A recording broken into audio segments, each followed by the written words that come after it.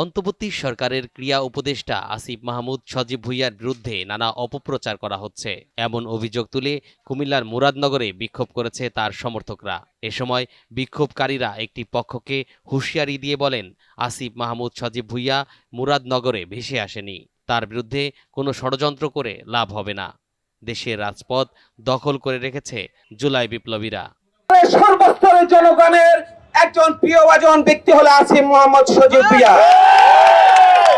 আসিফ মোহাম্মদ সজীব ভুঁইয়াকে আমরা মুরাদনগরবাসী ভোটে উপদেষ্টা নিয়োগ করি নাই। আমরা কি মুরাদনগরবাসী ভোটে দিয়েছি? আমরা কি ভোট দিয়ে দিয়েছি? কে দিয়েছে? সারা বাংলাদেশের ছাত্র জনতা আসিফ মোহাম্মদ সজীব ভুঁইয়াকে উপদেষ্টা নিয়োগ করেছে। যেহেতু আমাদের মুরাদনগরের সন্তান, তার জন্মভূমি এই মুরাদনগর, সে বরিশালতে বা ঠাকুরগাঁতে ডিঙ্গি নৌকায় মুরাদনগর আবির্ভাব হয় নাই। সে মুরাদনগরের জন্মসূত্রে তার 14 পুরুষের জন্ম এই মুরাদনগর।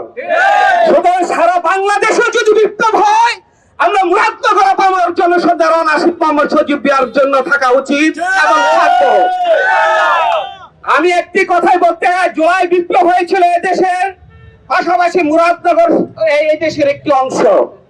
সুতরাং এই মুরাদনগরের এখনো ফ্যাসিস্ট প্রক্রিয়া রাজনীতি চলছে, এখনো সাম্রাজ্য রাজনীতি চলছে।